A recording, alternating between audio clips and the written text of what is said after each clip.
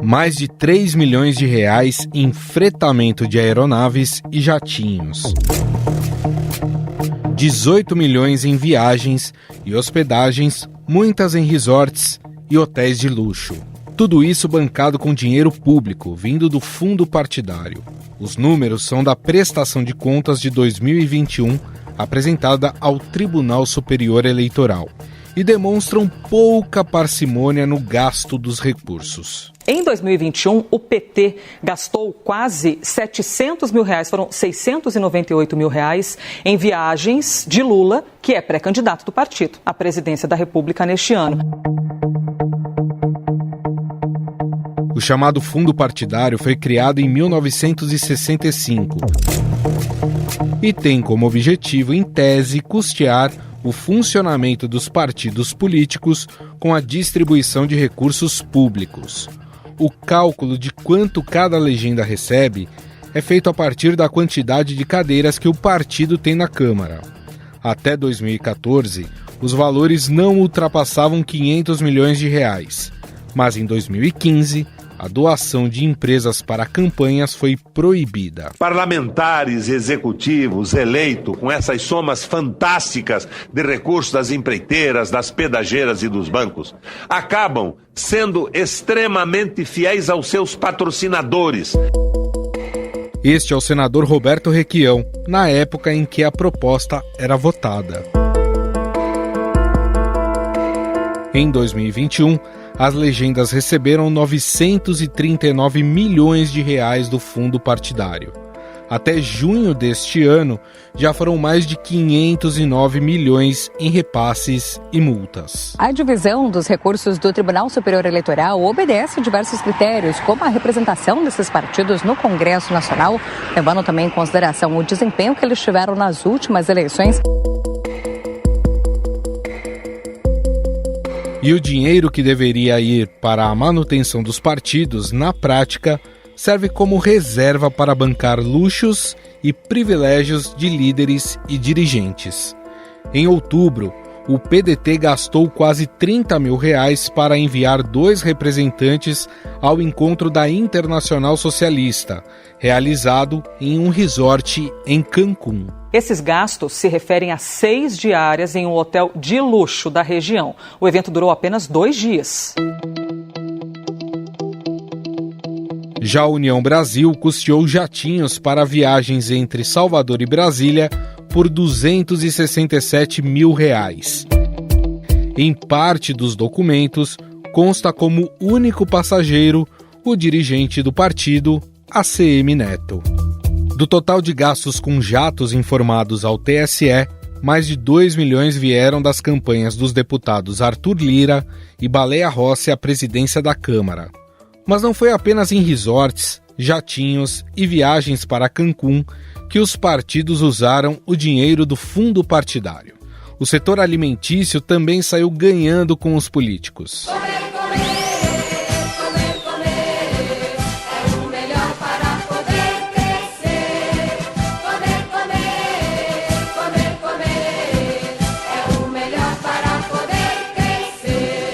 Entre 2017 e 2020, foram gastos mais de 11 milhões em restaurantes de luxo, padarias e hamburguerias. Em 2018, por exemplo, o Republicanos de Sergipe gastou 31 mil reais em uma hamburgada regada a refrigerante na convenção da legenda. Mas tem aqueles que preferem um bom e velho churrasco. O DEM gastou mais de 22 mil reais na churrascaria Fogo de Chão em Brasília, para o lançamento da pré-candidatura de Rodrigo Maia à presidência em 2018. Mas vocês aqui presentes, democratas, me oferecem o desafio de liderar a nossa geração num projeto de renovação política e de reconstrução do nosso país. No entanto, para chegar nesses locais, é preciso ter um bom carro. E os partidos não economizaram na hora de adquirir veículos. Foram mais de 24 comprados pelas legendas entre 2017 e 2020. Detalhe, alguns deles custam mais de R$100 mil. O PSL da Paraíba, hoje União Brasil, foi o que mais investiu. Uma Land Rover preta por R$381 mil, um Tiguan, também preto, por R$189 mil e uma Amarok por R$165 mil. Mas eles não estão sozinhos nessa. O Partido Patriota, que conta com apenas 6 deputados, usou dinheiro público para comprar um carro no valor de R$260 mil em 2019. Outros 4 automóveis foram adquiridos pela legenda com valores de R$29 mil a R$124 mil. No entanto, esses gastos precisam ter a finalidade comprovada. Caso contrário, os partidos precisam devolver o montante.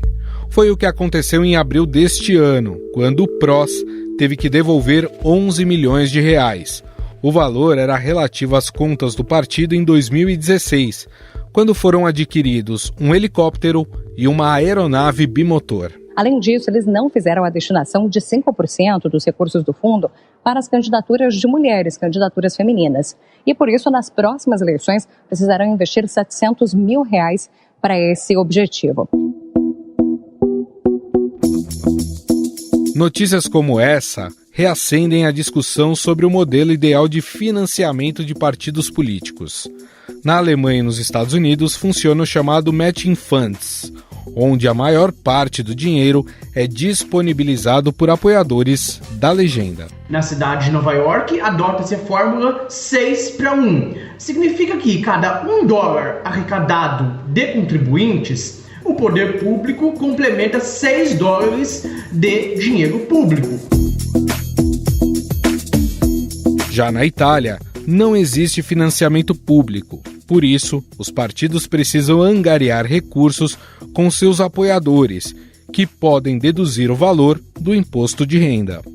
No país europeu, assim como na Colômbia, as empresas também podem doar, mas elas não podem ser anônimas. Na Colômbia, o procurador-geral pede uma investigação para apurar um suposto financiamento da Odebrecht em campanha presidencial. Sobre essa questão envolvendo financiamento e fundo partidário, converso agora com o advogado e cientista político Marcelo Issa, diretor do Transparência Partidária.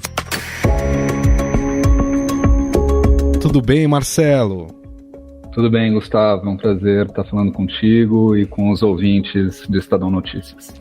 Bom, esses dados do TSE têm mostrado aí pra gente que o fundo partidário tem sido usado e não pela finalidade que ele foi constituído, que é o de bancar ali campanhas, a estrutura dos partidos, pagamento de funcionários. Mas esses gastos estão sendo feitos com carros, resorts, jatinhos, viagens, né? O quanto que isso mostra que os políticos e os partidos perderam de vez a mão no sentido de não ter vergonha em gastar esse dinheiro com coisas que, obviamente, parecem que não tem nada a ver com a estrutura do partido ou com a campanha partidária. Olha, Gustavo, acho que vale a pena a gente fazer uma breve retrospectiva, inicialmente, sobre o fundo partidário, mais especificamente, e depois podemos falar um pouco também sobre o fundo eleitoral, que é mais recente. O fundo partidário existe desde 1965. Foi uma lei da época da ditadura militar que instituiu esse fundo público para, como você disse, o financiamento das atividades cotidianas dos partidos políticos. Pagamento de aluguéis de sedes, pagamento de funcionários e outras despesas correntes. Depois que o financiamento empresarial de campanhas foi proibido no Brasil, isso em 2015, por uma decisão do Supremo Tribunal Federal, o fundo partidário, que girava ali por ano na casa dos 450, 500 milhões de reais em valores da época, passou a ser reajustado de modo quase exponencial. e hoje, em valores atuais, ele gira em torno de R$1 bilhão de recursos públicos destinados ao financiamento das atividades partidárias.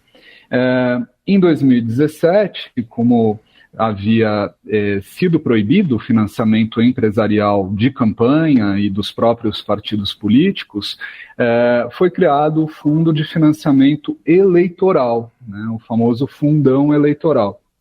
E aí, mais alguns bilhões têm sido destinados ao financiamento especificamente das campanhas. No entanto, você tem razão quando diz que o fundo partidário também pode ser utilizado no financiamento de campanhas. Então, em resumo, nós temos o fundo partidário para o financiamento dessas despesas correntes, que existem mesmo quando não é ano eleitoral, e temos o fundo eleitoral especificamente para o financiamento das campanhas a cada 2 anos. A Justiça Eleitoral tem a atribuição de fazer a fiscalização do uso desses recursos. Em relação ao fundo partidário, todos os anos os partidos têm de prestar contas à Justiça e a análise que a Justiça faz leva em conta justamente a destinação desses recursos para atividades que tenham alguma espécie de vinculação com a atividade político-partidária. Então, hoje, por exemplo, seria considerado, e é considerado irregular todos os anos pela Justiça Eleitoral, gasto que não tenha relação com essas atividades. Então, por exemplo, se o partido quiser promover um evento social qualquer, um churrasco com chopp, picanha e contratação de uma banda sem nenhuma vinculação com algum tema da política, simplesmente uma comemoração, uma celebração da vida, digamos assim. Essa atividade, esse gasto será considerado irregular. Então, as prestações de contas dos partidos, que ocorrem, como eu disse, ou são finalizadas uma vez por ano, são depois auditadas pela Justiça Eleitoral e, quando se detecta algum desvio nesse sentido, são aplicadas penalidades que podem consistir em multas ou mesmo na devolução de recursos, o que ocorre por meio da suspensão de repasses da parcela do fundo a que o partido teria direito no ano seguinte. E dessa forma, todos os anos, milhões de reais são ressarcidos aos cofres públicos nessas irregularidades constatadas pela área técnica da Justiça Eleitoral. Agora, o que nos preocupa bastante é que nos últimos anos o Congresso Nacional vem discutindo uma série de medidas orientadas a flexibilizar essas regras e diminuir não só a capacidade fiscalizatória da Justiça Eleitoral, mas também a transparência da utilização desses recursos. Acho que o mais importante é que a sociedade tenha conhecimento da destinação que cada partido tem dado aos recursos que recebe e aí possa fazer a avaliação se considera pertinentes ou não, né, dentro dos seus critérios. E sempre que a gente acaba presenciando algo desse tipo, uma notícia assim, é normal as pessoas passarem a se perguntar qual modelo seria o ideal para o financiamento de campanhas eleitorais. Há quem diga que o modelo americano de financiamento privado tem seus problemas, mas o público, como a gente vê, também tem. Como é que fica essa questão? Tem um modelo ideal para isso? Eu vou tomar como exemplo essa questão das viagens de jatinho que você mencionou. Não é de hoje que os partidos utilizam os recursos que recebem do fundo partidário para financiar deslocamentos de seus dirigentes, de seus militantes, em aviões particulares. Quando nós tínhamos o financiamento privado, o custeamento disso se dava por empresas privadas. Então, a Lava Jato e outras operações demonstraram que muitas vezes esses deslocamentos eram, inclusive, trocas de favor ou mesmo propinas no bojo aí de operações de corrupção, operações de desvio de recursos públicos, financiadas por empreiteiras, grandes empresas, enfim. No âmbito desse clamor social, dessa discussão, é que o Congresso, após a decisão do Supremo Tribunal Federal, criou o fundo eleitoral e também maximizou, digamos, o fundo partidário, e hoje essas despesas são pagas com recursos públicos. De uma forma ou de outra, elas precisariam ser custeadas. É claro que a gente pode se questionar se uma parte, pelo menos, desses deslocamentos não poderia ser feita em voos de carreira, em aviões comerciais.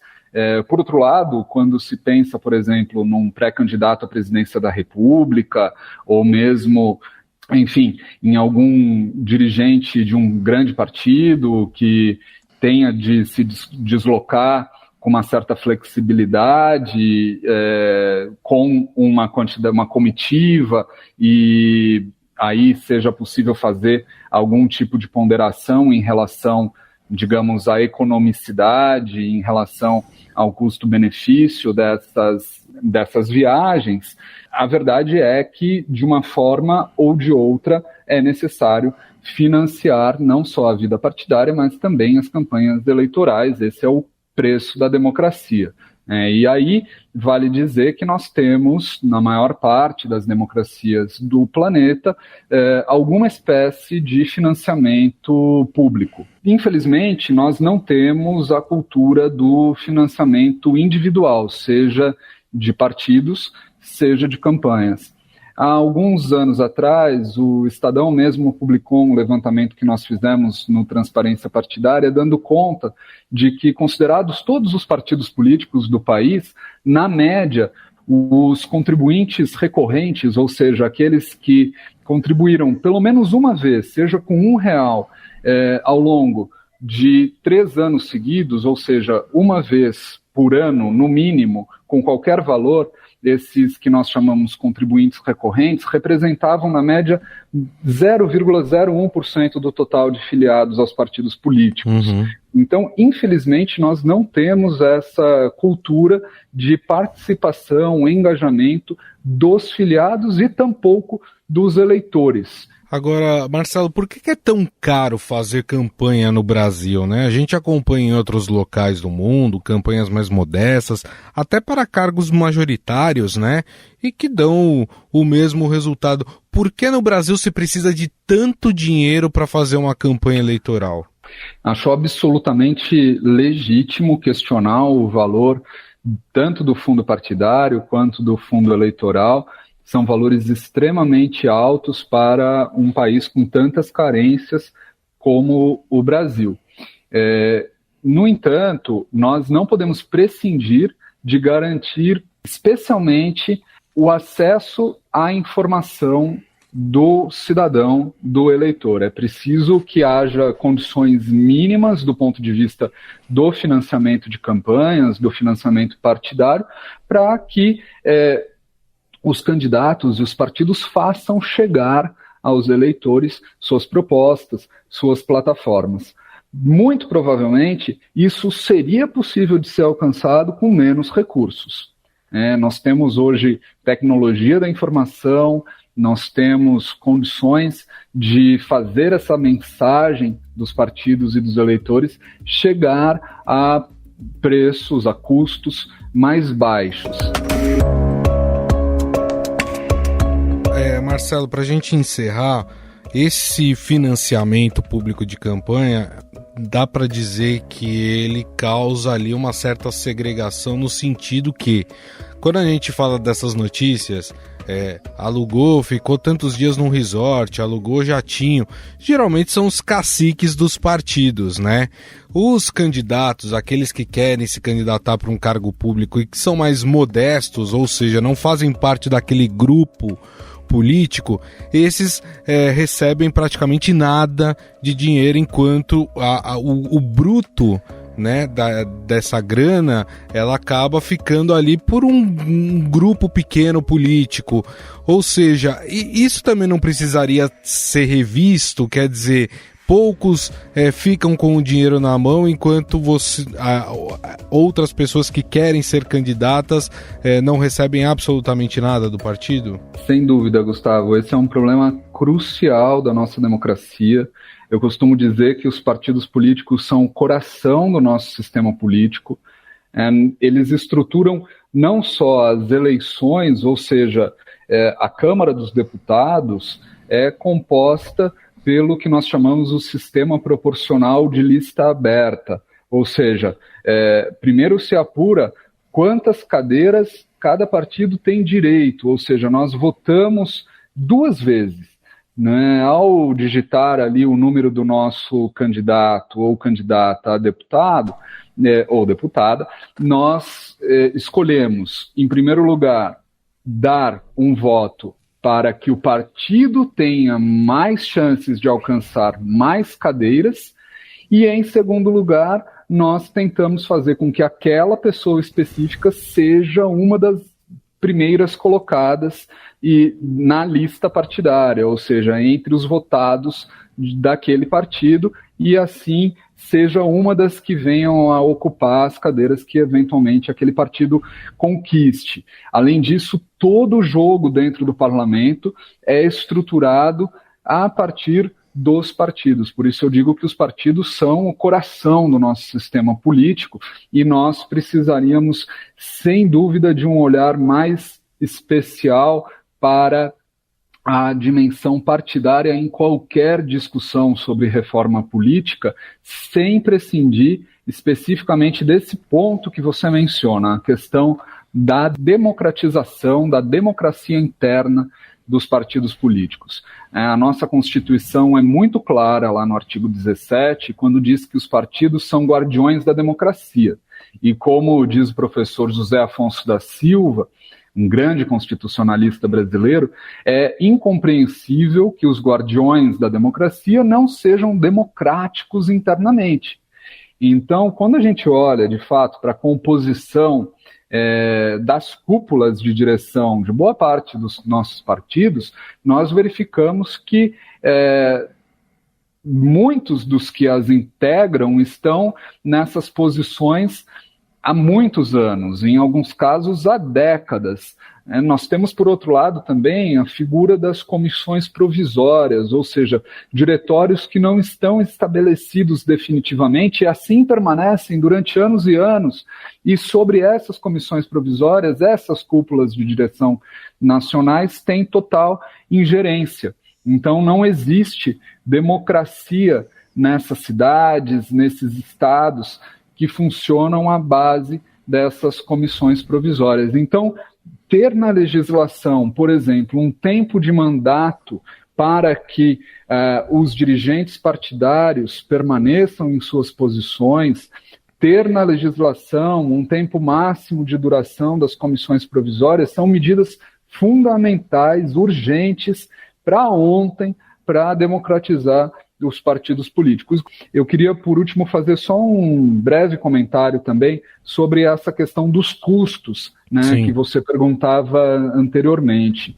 O Brasil é um país continental, né, e essa dimensão também não pode ser esquecida. É claro que a nossa democracia terá, em alguma medida, custos elevados, porque os partidos e os candidatos precisam se deslocar aí pelo território para divulgar suas mensagens, para ter o contato pessoal com os eleitores, mas, como eu dizia antes também, nós temos uma série de mecanismos hoje que podem fazer essa aproximação a custos menos impactantes para o orçamento público tão carente em tantas outras áreas. Bom, nós conversamos com o cientista político, diretor do Transparência Partidária, Marcelo Issa. A gente falou um pouco sobre esses gastos, tanto do fundo partidário, também como fundo de campanha. Marcelo, queria agradecer mais uma vez a sua participação. Muito obrigado pela entrevista.